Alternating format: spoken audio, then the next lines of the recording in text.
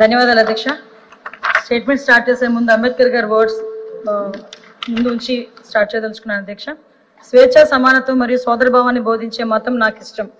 న్యాయం ఎల్లప్పుడూ సమానత్వం, పరిహారం, నిష్పత్తి అనే ఆలోచన రేకెత్తించింది.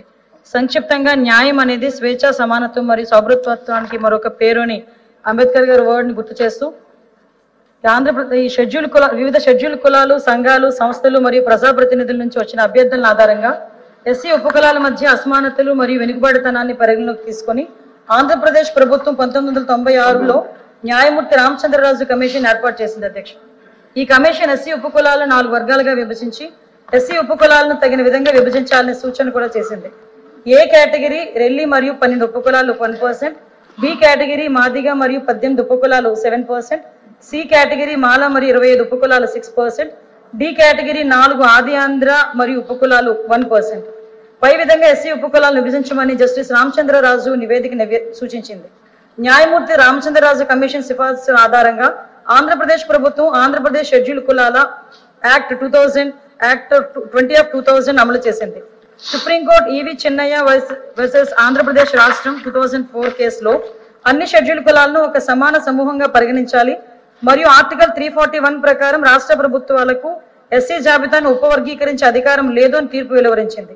అపెక్స్ కోర్టు ఆదేశాలను పరిగణలోకి తీసుకుని 2004 డిసెంబర్ 10న ఆంధ్రప్రదేశ్ శాసనసభ కేంద్ర ప్రభుత్వాన్ని రాష్ట్ర స్థాయిలో ఎస్సీ వర్గీకరణకు జాతీయ స్థాయిలో చర్యలు తీసుకోవాలని కోర్టు తీర్మానం చేసింది.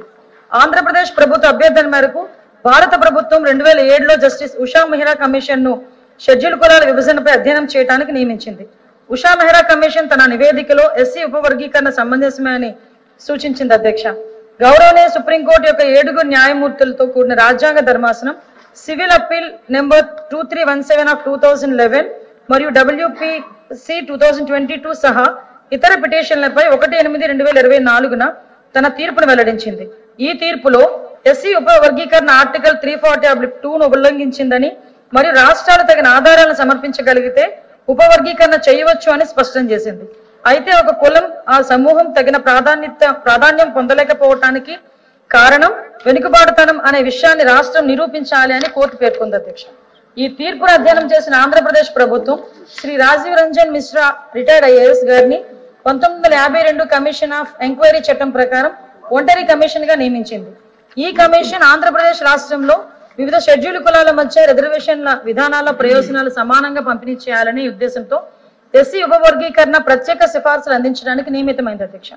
కమిషన్ 27/11/2024న బాధ్యతలు స్వీకరించి రాష్ట్ర వ్యాప్తంగా పర్యటించి జిల్లా అధికారులతో, NGOలతో, వివిధ దళిత సంస్థలతో, ప్రజలతో సమావేశాలు నిర్వహించి శాఖాధిపతులు, సచివాలయ శాఖలతో చర్చలు జరిపి డేటాను సేకరించింది.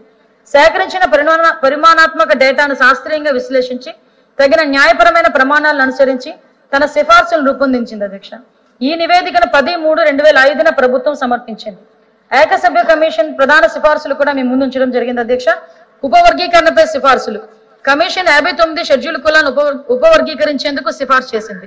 ఈ విభజన తగిన పరిమాణాత్మక డేటా ఆధారంగా కొన్ని షెడ్యూల్ కులాలకు తగిన ప్రాధాన్యం లేకపోవటం, అంతర్వెనుకబాటుతనంను గుర్తించడం వంటి అంశాలను పరిగణలోకి తీసుకుని రూపొందించబడింది. గుంపుల విభజనపై సిఫార్సులు అధ్యక్ష. కమిషన్ 3 గ్రూపులుగా విభజించాలని సిఫార్సు చేసింది. ఈ విభజన జనాభా, రాష్ట్ర సేవల్లో ప్రాతినిధ్యం, విద్య, సామాజిక, ఆర్థిక మరియు రాజకీయ రంగాల్లో వెనుకబాటుతనం, సామాజిక ఐక్యత వంటి అంశాలను ఆధారంగా చేసుకుంది. ఈ క్రింది విధంగా కమిషన్ తన సిఫార్సు సమర్పించింది అధ్యక్ష. గ్రూప్ 1 అత్యంత వెనుకబడిన వర్గం, గ్రూప్ 2 వెనుకబడిన వర్గం, గ్రూప్ 3 తక్కువ వెనుకబడిన వర్గం. గ్రూప్ 1లో అధ్యక్ష సుమారుగా చూసుకుంటే అధ్యక్ష దగ్గర 12 కులాలను ఇందులో ఉంచింది అధ్యక్ష. ఫర్ ఎగ్జాంపుల్ బావురి, చాచాటి, చండాల, దండాసి, అలా మొత్తం 12 రెల్లి, ఓవరాల్ గా 12 కులాలను ఇందులోనే చేర్చడం జరిగింది అధ్యక్ష. అదేవిధంగా గ్రూప్ 2లో అధ్యక్ష మనకి అరుంధతియ, మాదిగ దాసు, మస్తీన్ అలాంటి వాళ్ళని మొత్తం 18 కులాలను చేర్చడం జరిగింది అధ్యక్ష. అదేవిధంగా అధ్యక్ష గ్రూప్ 3లో అధ్యక్ష 29 కులాలను అధ్యక్ష. ఇందులో ఒక విషయం అధ్యక్ష, ఎవరికైనా క్లారిఫికేషన్ కావాలన్నా కూడా చెప్పడానికి కూడా గవర్నమెంట్ సిద్ధంగా ఉంది అధ్యక్ష. ఎవరైనా క్లారిఫికేషన్ అడిగినా కూడా చెప్పడానికి కూడా సిద్ధంగా ఉంది అధ్యక్ష. 29 కులాలు ఇందులో చేర్చడం జరిగింది అధ్యక్ష. అదేవిధంగా అధ్యక్ష రిజర్వేషన్ శాతంపై సిఫార్సు కూడా అధ్యక్ష. రిజర్వేషన్ లో వాటాలు నిర్ణయించడానికి సంఘం, రాష్ట్ర సర్వీసెస్ లో జనాభా మరియు వెనుకబాటుతనం రెండింటినీ, అలాగే విద్యా, సామాజిక, ఆర్థిక మరియు రాజకీయ రంగాలను ప్రాతిపదికగా తీసుకుంది అధ్యక్ష. ఇది ప్రధానంగా ప్రతి సమూహానికి వారి జనాభా ప్రకారం దామాషా ప్రాతినిధ్యాన్ని అందించడం గురించి కాబట్టి ప్రతి సమూహం యొక్క సుమారు వాటాను అంచనా వేసి తర్వాత అంతర్ వెనుకబాటుతనాన్ని పరిగణలోకి తీసుకునేందుకు మొదటి దశలో జనాభా శాతాలను ప్రాతిపదికగా తీసుకోవడమైంది అధ్యక్ష. అందులో గ్రూప్ 1 లో అధ్యక్ష మొత్తం జనాభా 2011 సెన్సస్ ప్రకారం అధ్యక్ష, ఇప్పుడు మనం చెప్తుంది కూడా 2011 సెన్సస్ ప్రకారం అధ్యక్ష గ్రూప్ 1 లో 1,90,753 మంది ఉన్నారు అధ్యక్ష. ఇందులో మొత్తం ఎస్సీ జనాభాలో జనాభా శాతం 2.25% అధ్యక్ష. ఈ 15%లోని ప్రతిపాదిత వాటా వాళ్ళకి 1% ఇవ్వడం జరిగింది అధ్యక్ష. గ్రూప్ 2 కి సంబంధించి 35,20,163 మంది అధ్యక్ష. అందులో మొత్తం ఎస్సీ జనాభా శాతం 41.56% అధ్యక్ష. వీళ్ళకి 6.5% ఇవ్వడం జరిగింది అధ్యక్ష. గ్రూప్ 3 45,71,676 మంది అధ్యక్ష. దీనికి 53.98% ఇవ్వడం జరిగింది అధ్యక్ష. వాటా 7.5% అధ్యక్ష. టోటల్ గా 84,69,278 మంది. మనకి ప్రతిపాదించిన శాతం 15% అధ్యక్ష. రోస్టర్ పాయింట్ సిఫార్సుల అధ్యక్ష ఉపవర్గీకరణ సమూహాలకు కమిషన్ షెడ్యూల్ కులాల ఈ క్రింది రోస్టర్ పాయింట్లు కూడా సిఫార్సు చేసింది అధ్యక్ష. మనకి ఏంటంటే గ్రూప్ 1 కి రోస్టర్ పాయింట్ 2, గ్రూప్ 3 కి 7, 22, 41, 52, 66, 77, గ్రూప్ 3 కి 16, 27, 47, 62, 72, 87, 91, 97 అధ్యక్ష. తదుపరి 100 పాయింట్ల క్రమంలో అధ్యక్ష గ్రూప్ 3 కి కేటాయించిన రోస్టర్ పాయింట్ 97 ను గ్రూప్ 2 కి ఇవ్వచ్చు అధ్యక్ష. తద్వారా 100 పాయింట్ల 2 క్రమాల్లోని కూడా అధ్యక్ష సంఘం సిఫార్సు చేసిన రిజర్వేషన్ శాతం ప్రకారం గ్రూప్ 2 మరియు గ్రూప్ 3 ప్రయోజనం పొందుతారు అధ్యక్ష. దీని ప్రకారం తదుపరి 100 పాయింట్ల క్రమానికి సంఘం ఈ క్రింది రోస్టర్ పాయింట్లని సిఫార్సు చేసింది అధ్యక్ష.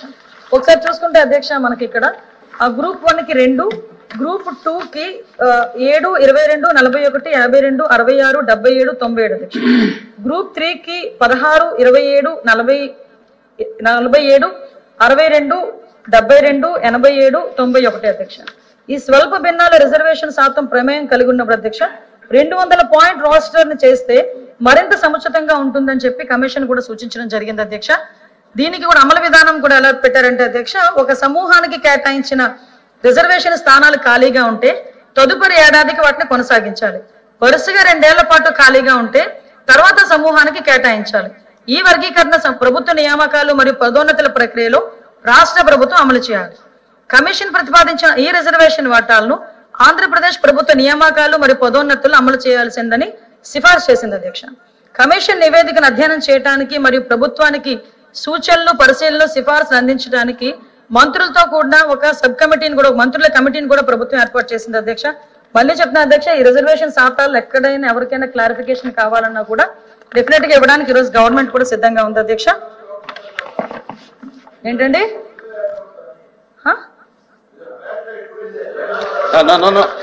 అదేవిధంగా అధ్యక్ష మంత్రుల కమిటీ కూడా అధ్యక్ష